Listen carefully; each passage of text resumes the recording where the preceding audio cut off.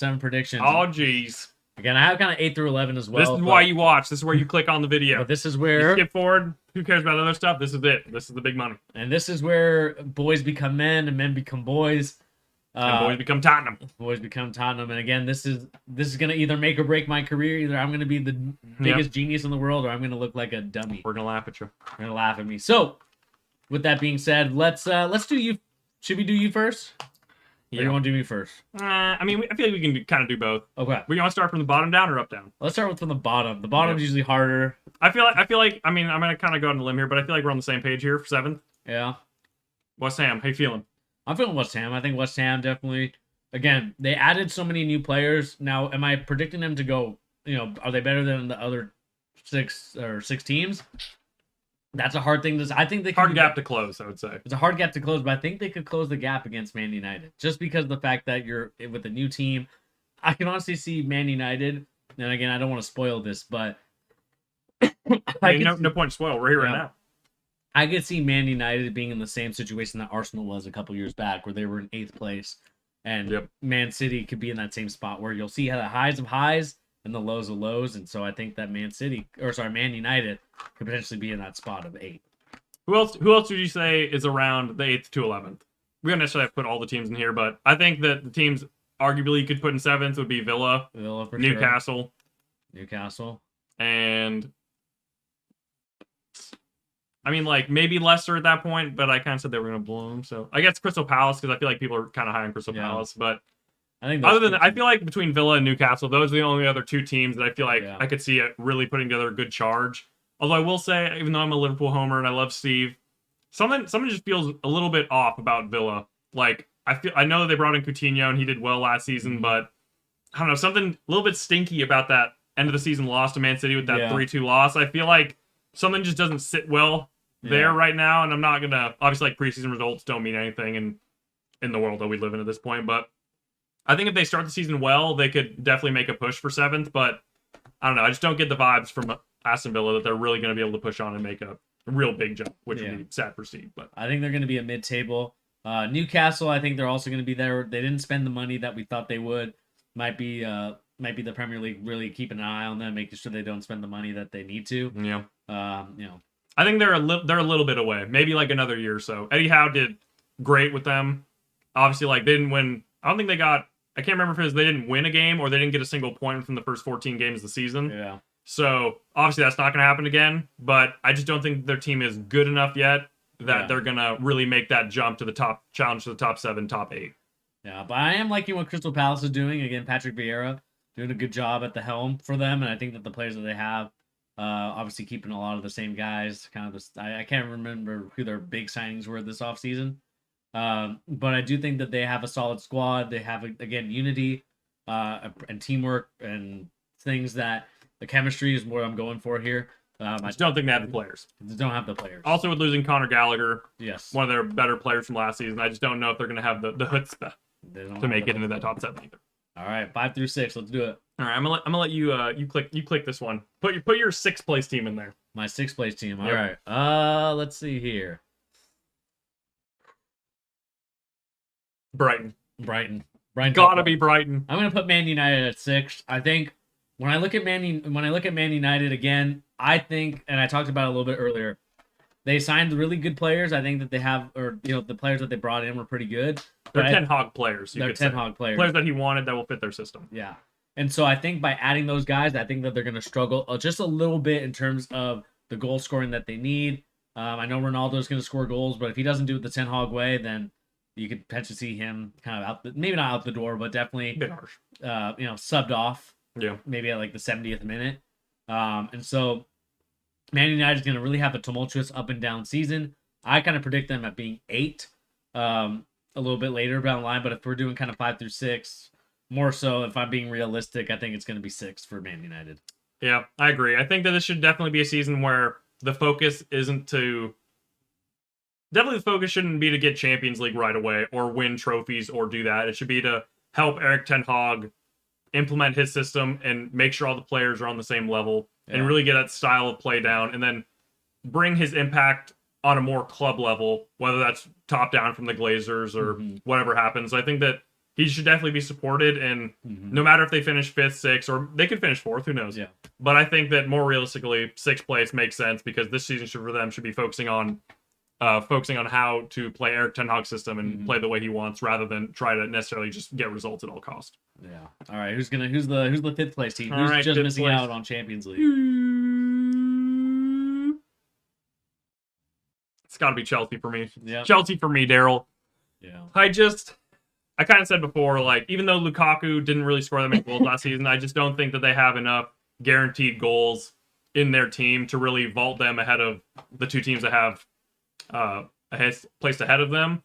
And if they do sign Cucurella, that'll be a good deal for them, along with signing Koulibaly. That will replace Rudiger and Christensen pretty well. But I just don't think that kind of like I said, I just don't think they have enough goals. And I don't think that I'm also not the biggest fan of Tuchel and the way he plays. I guess I don't necessarily think that he's a good enough manager per se to take that team and really elevate them over their skill level. Yeah. And so I just don't think that they have the sauce to get into the top 4. Yeah, I mean, I'm definitely in agreement with you there. I think Chelsea, they're going to struggle this year more so than ever, just from the fact that you're also bringing in new owners. They didn't really spend too much in the window. I mean, I know they brought in Sterling. Again, going to be a good signing, but like you said, not a guy that's going to be an out-and-out striker, going to be scoring those goals that you're looking for. And obviously, we could talk about Man City and their kind of play style. Also, maybe predicates to how Sterling played and how many goals he scored. And so I think that they're going to struggle with that. And I just think defensively, I don't think that they're necessarily that strong. I know Mendy he's kind of had an up and down preseason, and obviously, like you said, preseason doesn't really mean too much. But I do think that there has been some struggles with Chelsea in the preseason, so I'm gonna go kind of with my gut here, and I'm gonna go Chelsea at 5th. I'll also say that the window's not closed yet, so if they do end up signing like Frankie De Jong, and then I don't even know who's out there to sign a striker at this point, since all the strikers have really changed clubs or no one else is out there. But if they do sign a striker and maybe Frankie De Jong, then like maybe I'd put them into that 4th space, and maybe Ronaldo, guaranteed goals. Yeah. Maybe I'd move them up to the 4th spot, but at this point, the 5th spot's where they're going for me. Yeah. All right, 4th. That North London rivalry. Who am I putting 4th? I'm going to go Arsenal. Arsenal 4th.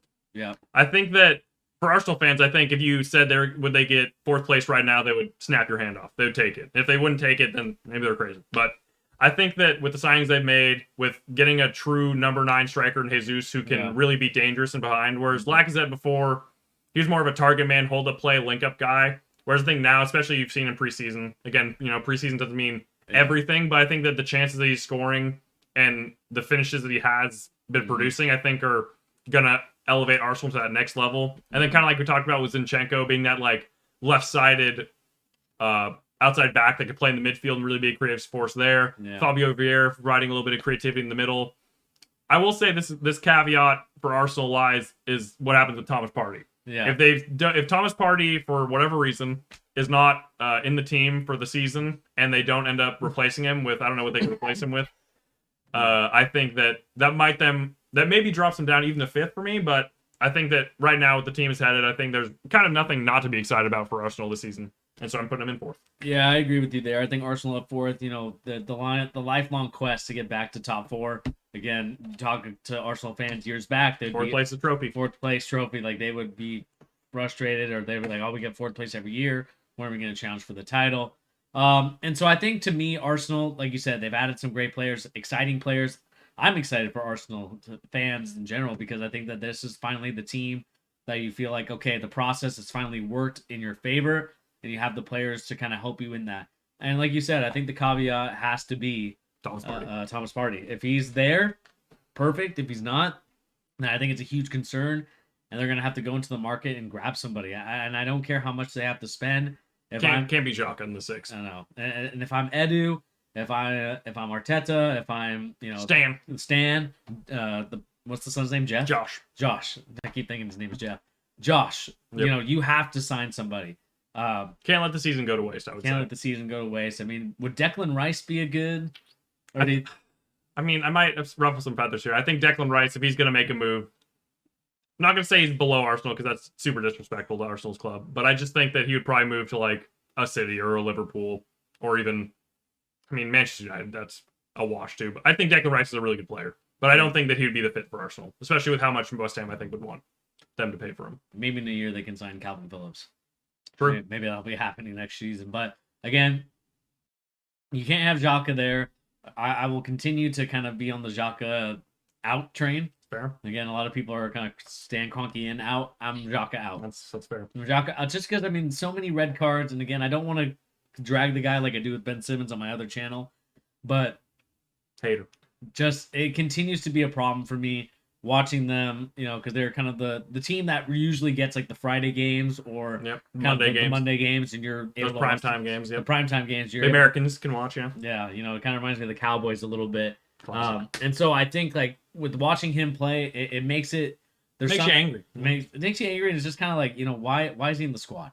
That's fair. But again, I do have them at 4th, and so they'll be getting Champions League, and we'll see what they do in the Champions League. Last quick thing I'll say on Arsenal, we haven't brought up his name, but William Saliba, I think he's gonna be a good player for them. Be a boss. Rolls Royce in the back. I think that he will be.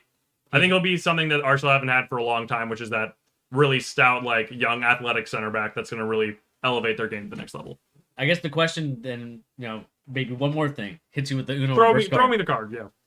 Who starts for Arsenal at the back? Do you have Saliba start? And if you do have him start, who goes off the bench? I think from what I've seen, and from watching AFTV, they're great guys. Link in the description. Maybe I don't know. I think that I've seen that Tomiyasu's not fully fit yet. So okay. I think that at least to start the season, if Tomiyasu isn't fit, I think that you're going to see Ben White at right back. Mm-hmm. But I think this is. I feel like we've talked about this a little bit before, where I think that maybe because you obviously need depth at center back, and I don't think like Holding or maybe Kieran Tierney at center back could be an option, I guess. But like, I think that maybe you end up moving as someone like Gabriel to like a Barcelona, and then you really just build around this young future of Ben White and Saliba, two ball-playing center backs that can really do it all. Yeah. But I think that if I had to start, if Tomiyasu is fully fit, I would say that probably Ben White starts on the bench, which is kind of tough, especially with a £50 million signing. But I think that Saliba and Gabriel have just been super quality, and like you can't not start Saliba at this point. So yeah, that's what I would say. Yeah, I think Saliba, obviously playing at Marseille, you see that there's a huge kind of aurora about the guy that I think Arsenal fans haven't had in a while in the back line. And I think that if he really excels the way that I think he can, with the way that we've seen him before do it, there's no telling me that he has to be on the bench or he can't start on the team. You know, if Arsenal was the same Arsenal of yesteryear, they would have probably sold this guy to Marseille. They would have said, you know, here's 30 million, here's Saliba, take him, we'll invest someone else. Invest someone else. And I'm kind of glad that Arsenal happy and also upset, because I think Saliba's a really good player, and I think Arsenal did him dirty. But maybe he needed that to grow his game a little bit more. And so, you know, I think Saliba's going to be an amazing player for them. Yep. I think Arsenal fans probably think he's going to be their role or their Virgil van Dijk, essentially. Yeah. That center back taking them to the next level. All right, I'm just putting him third right away. Tottenham. Yep. Just quick, rip off the Band-Aid. Kind of like I said earlier, I think that they're definitely the best of the rest. Yeah. Especially with like how many goals and how good Kane and Son can be together. Yeah. And especially how good Kulusevski was at the end of last season. Now bringing on Richarlison, who, you know, I don't think he's not one of my favorite players as a Liverpool fan.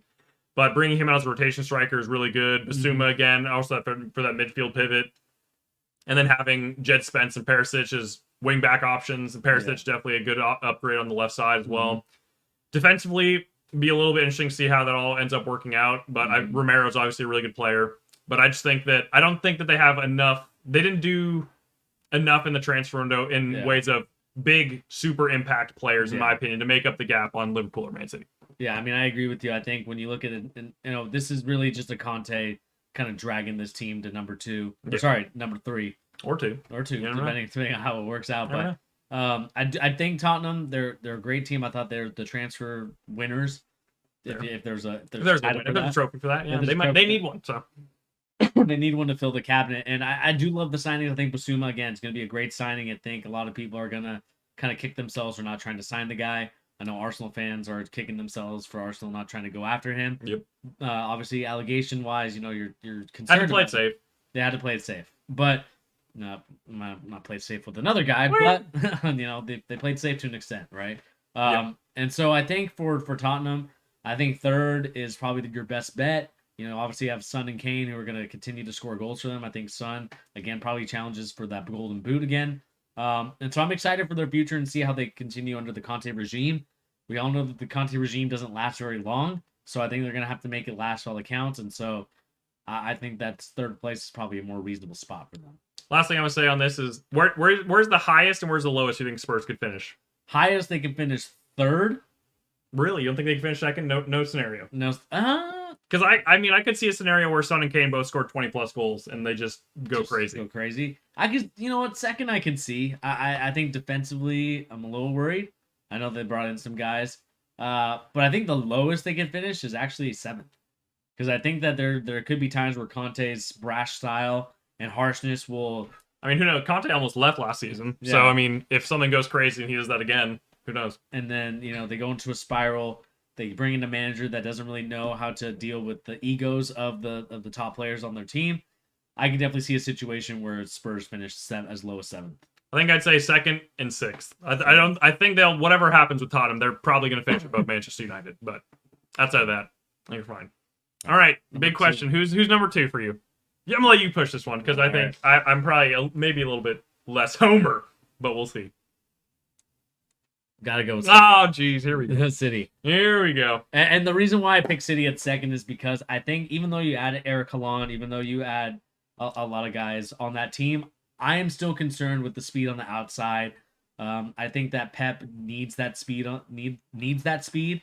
And I know they play a little tiki taka. Maybe I haven't really watched them too closely to really kind of be like, okay, this is and you're more of that guy than I am. But I just think Man City, they're just missing stuff. I felt like all the pieces that they have, they're missing.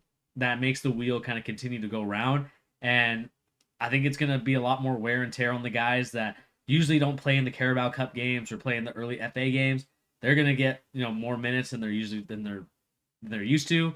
And then I think it's going to kind of spiral into a situation where, they're in the Champions League. I think they're probably going to get past the round of 16, maybe the next round after that. And then they kind of peter off. Maybe they'll focus on Champions League too as well. Yeah, and maybe the Champions League is what they're focusing on, and maybe you play a Burnley with a weaker squad that's not necessarily your best squad, and then you end up losing that game or drawing that game when you should win those games. And so I have Man City at 2.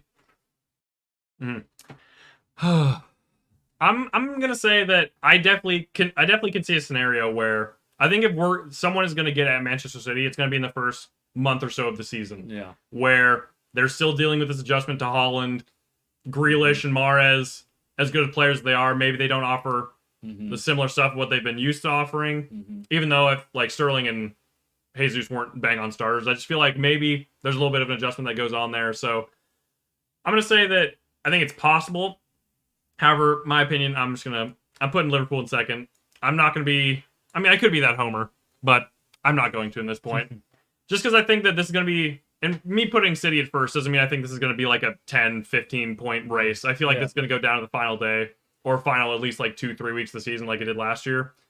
I just kind of think that Haaland's process of learning how to play may be a little bit less obscene than Nunez, because Haaland's going to be scoring some of the easiest goals you've ever seen in your life, whereas Nunez might have to a little bit adapt to learn what runs to make, when to make them, how his role is going to be in the team, and then dealing with that Mane drop off. We'll see how that ends up playing out.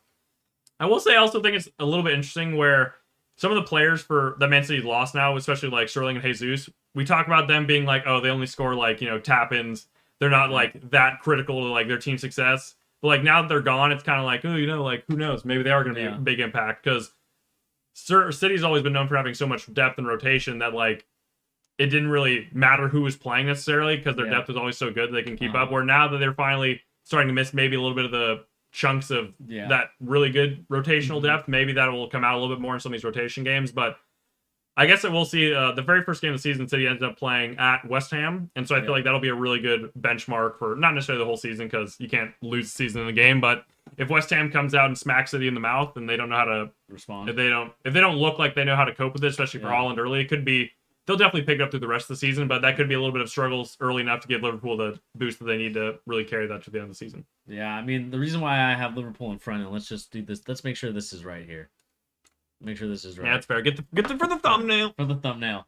But I think for Liverpool, I'm excited because I think this is the first time I've seen them hungry in a while, right? Like I said, I talked about them in the similar light that I did that team that, the COVID year where they won the Premier League. Yep. I think they were hungrier than the other teams. I think Man City's going to have that same start, even though they're not going to have the injury. Hopefully, knock on wood, I don't want anybody hurt. But I think they're going to have that same start that they had in that year where they were losing games that they should have won. And I just think that Liverpool is going to start out hot. I do think that even though the Community Shield is basically it's a friendly, glorified friendly, glorified but there's friendly a trophy. with the trophy at the end of it, I just think that they showed that they were hungry for it. And I think when you look at the players that were in that squad, most of them were first team guys. You brought on Nunes off the bench to kind of be that threat, that target man that you're looking for, and why you brought him in the first place. I definitely think Liverpool is going to be hungry this season. I think that they're going to definitely do it. I kind of have a double here, especially. I think a double at least. I think Champions League could be it, just because you're going to Istanbul again.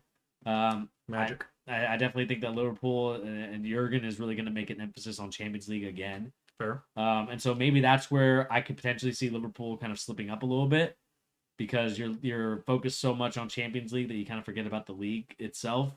And you put, like then I said about Man City, you bring in a little bit of a weaker squad to go against like your Burnleys, your Sheffields, and many other of these teams, maybe even Wolves. Yep.